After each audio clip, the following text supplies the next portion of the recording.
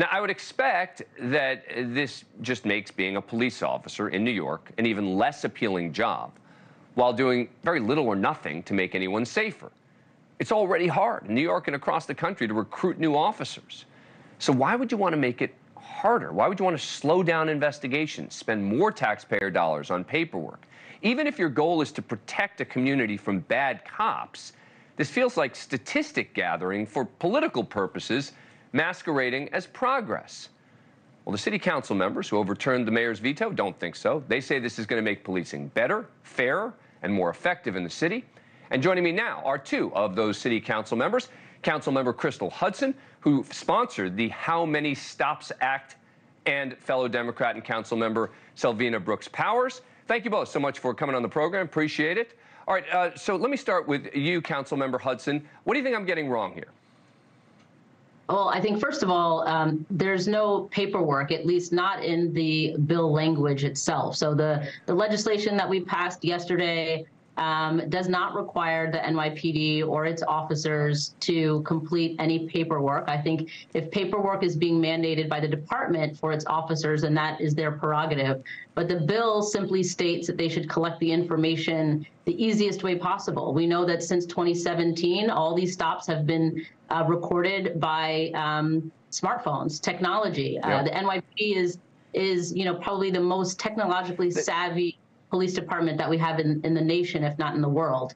And so I think that they could figure out how to make this easy for officers. That's all true. That's a fair clarification. But let me ask you, Councilmember Brooks Powers, assuming that that's the case, when we refer to the word paperwork, I think we mean more broadly administrative work for police officers. And Mayor Adams has made it clear again and again that even if it just takes an extra minute for each one of these, that's a lot of time to prevent police officers from doing the real work we want them to do.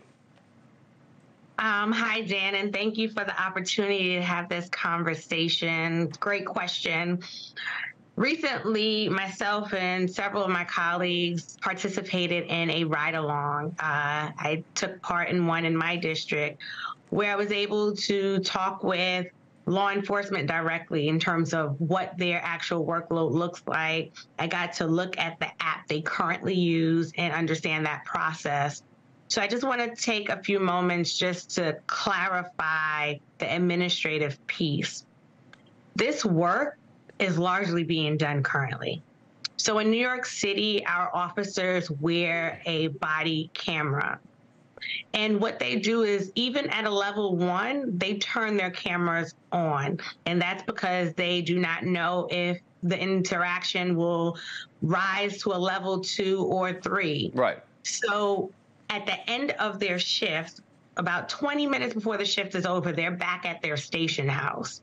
At that time, the officers, and this is what they're currently already doing, tag their cameras and they go back to review any interaction that has taken place over the course of their tour.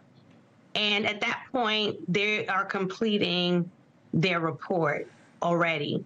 This is done on their smartphone or a computer. Some of them said they actually prefer the computer for the larger screen, but this is done digitally. They are also only filling out 6, which could technically be 5 questions. It's important to understand also in the city council, when we introduce legislation, we don't just ran through bills. This bill has taken place over the course of several terms. That I know. And this bill was negotiated with the NYPD directly. Well, the NYPD is not happy about it. I mean, the NYPD supported the mayor's veto. Let me play a little bit more sound of the mayor, because you mentioned the ride-along, right? And he specifically talked about a ride-along as well, and how he thinks this is actually going to, again, increase issues for police and not make the city any safer. This is number 1.